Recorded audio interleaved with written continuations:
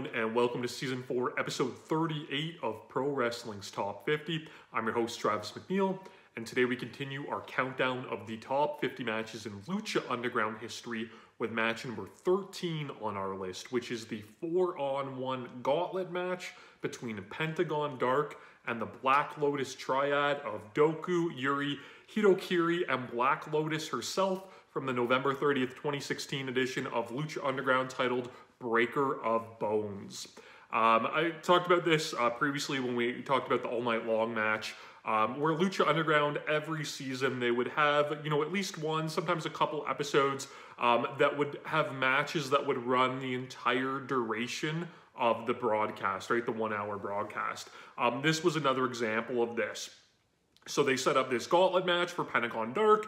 It ended up running the entire episode, and it was a really, really memorable match. I remember it getting lots of love on social media at the time, lots of GIFs. It was a very GIFable match, lots of big moments in it. So if you are unfamiliar, the three members of the Black Lotus Triad that are not Black Lotus, Doku, Yurei, and Hitokiri, were three of the biggest stars of the Stardom promotion at the time. We had Kairi Hojo, Kairi Sane, as you may have known her in the WWE. We had Mayu Iwatani, and we had Io Shirai.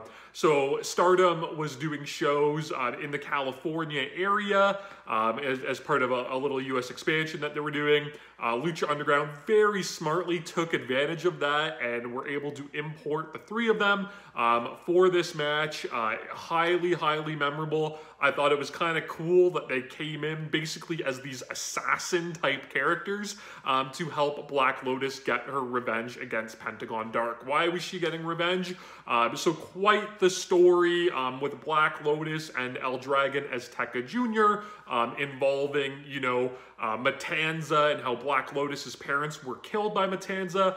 It was pinned on El Dragon Azteca Sr., who Black Lotus, ended up killing. It was this big kind of storyline that ran right from season 1 right to the final episode of Lucha Underground. So at Ultima Lucha 2 in season 2, Black Lotus and El Dragon Azteca squared off in a grudge match. That was a really strange match because Black Lotus, played by Angela Fong, wasn't really a wrestler. She was a non-wrestler that was kind of used in all of these cinematic, spots in Lucha Underground. So they to do this match in front of the live crowd, Lucha Underground was taped so far in advance that you had this crowd that really didn't understand much who she was, didn't really understand the story, completely between her and El Dragon Azteca. So they kind of got sent out for this cold sort of grudge match. But then they were both jumped by Pentagon Jr. So it was all kind of a vehicle to get Pentagon over. He came out, he broke both competitors' arms, and the match ended in a no contest. So Black Lotus, she ended up, recruiting, these assassins as part of her tribe to come in and get revenge off Pentagon Dark. And that's exactly what they did here.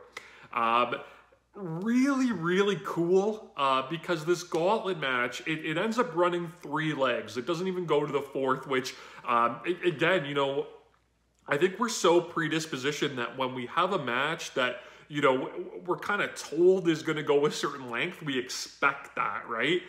So, it's a 4-on-1 gauntlet. We expect it to go to the 4th match, so I really loved that it didn't, but we'll talk a little bit more about that when we get to the 3rd fall. But like I said, every match feels different here, which is really cool when you've got a match that's, running the whole show. It gives you that variety that you would normally get, out of a wrestling program with different matches throughout it.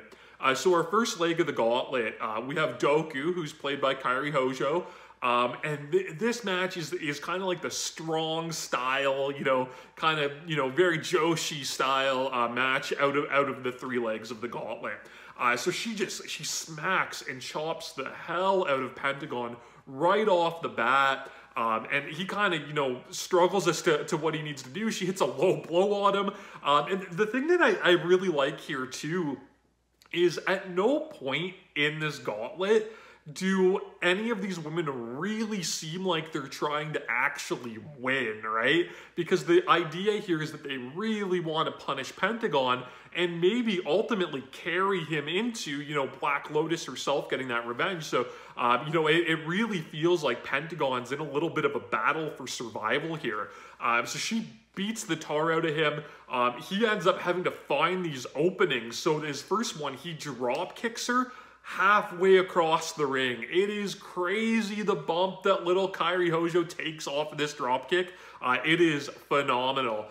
She fights back. She hits her spinning back fist, which was such a big move for her that they never really translated into, you know, her WWE run. I remember if you go back and you watch old Stardom, she did a series of matches with Miko Satomura, where she nails this back fist on her. It's so brutal.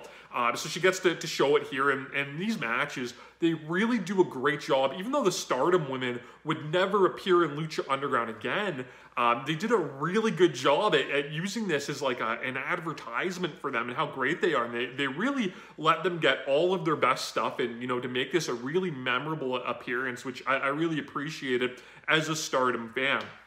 So she gets her big back fist, but she runs into a super kick, and finally, you know, Pentagon retaliates and just hits his big overhand chops on her, which are brutal. And he uses his power. He uses a military press and drops her face first across the ring apron. She goes for the spear, which was one of her big moves too, and he kind of like catches her. But she finally gets enough momentum to hit the spear. She goes up top. She hits her beautiful elbow drop. If you've never seen Kairi Hojo or Kairi Sane, her elbow drop is the best elbow drop of all time. I definitely search that up on YouTube or, you know, find a GIF somewhere because it's phenomenal. So she gets her gorgeous elbow drop, but she goes back up top and goes for it a second time, right? Playing into that, you know, this being that revenge or that punishment, you know, as opposed to her really going for the pinfall victory. She goes for it again, and Pentagon catches her and rolls her into his signature arm break, breaking her arm, causing a referee stop, and ending the first fall of the Gauntlet. So that takes us into fall number 2, where he's met with Yurei, who is played by Mayu Iwatani. This is the more kind of like fast-paced, sort of lucha libre style match out of the 3. And they have a great back and forth lucha sequence at the start, but she hits aces high, right? So the big, you know, Hiroshi Tanahashi style crossbody to the floor, and just proceeds to beat the tar out of Pentagon all around ringside. She hits him with the ring bell, and she just goes to town, right? And it's so great of Pentagon here because, you know, he's such an established character in Lucha Underground, but completely willing to take a beating and sell tremendously for the women. So in the ring, he finally grabs like a leg lock, you know, not really knowing what else to do, just kicks the hell out of her knee, stomping her leg, starts to go back to the chops, right? His chops are a theme here where that's kind of where he's able to, you know, take over on these women a little bit. But Mayu fights back. She hits a diving Rana. She gets a double stomp. Here, she actually kind of goes for a fall. You know, she's taken some abuse from Pentagon. She's got the bad knee at this point, but it's only good for a 2. She hits a satellite DDT, which was great, goes up top, and they do an outrageous finish here where she goes basically for the Molly go round, right? Like the somersault 3/4 Thez press, but Pentagon catches her mid-move and just destroys her with a running package pile driver. Doesn't go for the pin, instead goes for the arm break, breaks her arm, gets another referee stop, and we move on to the 3rd fall of the Gauntlet match. So our 3rd one is we've got Hitokiri, who's played by Io Shirai. She hits, basically jumps Pentagon from behind, hits a big missile drop kick, and this match is the brawl out of the 3. So again, she just goes to work on him after the missile drop kick, which sends him to the floor. She hits a moonsault off the top to the floor. She hits a tope. There's no wasted movement from her. She starts unloading with chair shots. She pulls up the protective mats on the floor and hits a body slam to him on the concrete. She's kicking him, hitting him with everything not nailed down.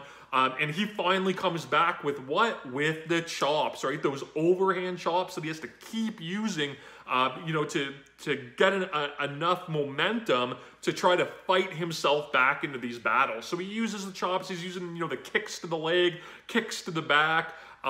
She takes 2 just wild bumps. You know, we always talk about, you know, the Lucha Underground trope, the throw through the wooden chairs at ringside. So we get these here, you know, it's a big time kind of main event match. And she just takes wild bumps sailing through these wooden chairs. She takes 2 of those. Pentagon's just brawling whatever he could do. He's choking her with cable around the ring post. He gives her basically like an FU onto the concrete. Just brutal stuff. But Io fights back. She gets a counter and hits a drop toe hold into a chair. She runs all the way up top to the top of Dario Cueto's office and hits a huge cross body off of it, which was nuts. You know, she's fearless. We've seen her do stuff like that on NXT as well. But she hits this wild crossbody from the top of there. Pentagon tries to fight back and hook the package pile driver. She counters it into a Canadian destroyer, makes the cover, and there's no getting up for Pentagon. It puts him out for the 3 count. I didn't mention earlier, so a couple of weeks before this episode was Aztec Warfare number 3. Pentagon was eliminated in that match after he was attacked by the Black Lotus Triad and was hit with a Canadian destroyer from Yurei. So the fact that he got hit with that again, it caused his elimination in that match, so we knew it was established. He had been beaten pillar to post by, you know, all 3 of these women, had fought back as valiantly as he could, you know, took out 2 of them with the arm breaks, but it was that Canadian destroyer again. She made the cover, you know, being worn out from their brutal fight. And, you know, it was enough to keep him down. So again, kind of that surprise ending because you kind of expect to go to that 4th match. Our post-match angle here is so good too. So Black Lotus herself comes out, you know, with the 2 broken-armed members of the Black Lotus Triad from earlier in the match. And they proceed to break Pentagon Jr.'s arm. Black Lotus herself does the signature Pentagon, you know, arm break, pulling back. Out comes El Dragon Azteca Jr. So at this point, you know, he's still got unfinished business with Black Lotus. But they basically, you know, call a truce in the ring at that point.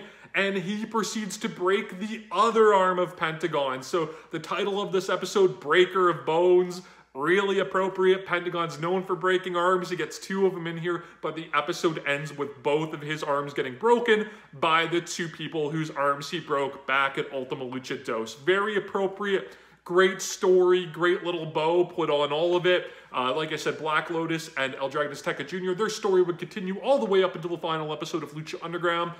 This would kind of take Pentagon Dark out of their story, and eventually he would get wrapped back into, you know, going for the Lucha Underground title and eventually winning that at Ultima Lucha Tres finally.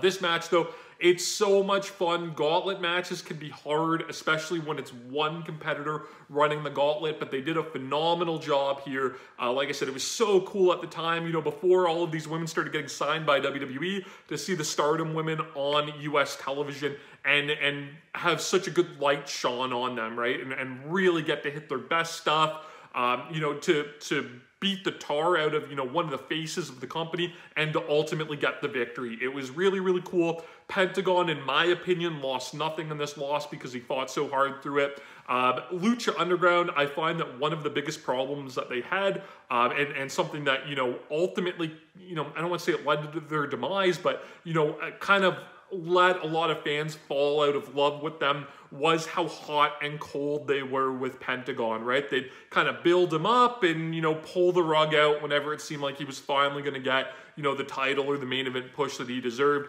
Ultimately, he would end up getting it at the end of Season 3 and be champion through a good chunk of Season 4, but by that point, you know, it did kind of feel too little too late. So, in my opinion, though, with this match, he lost nothing.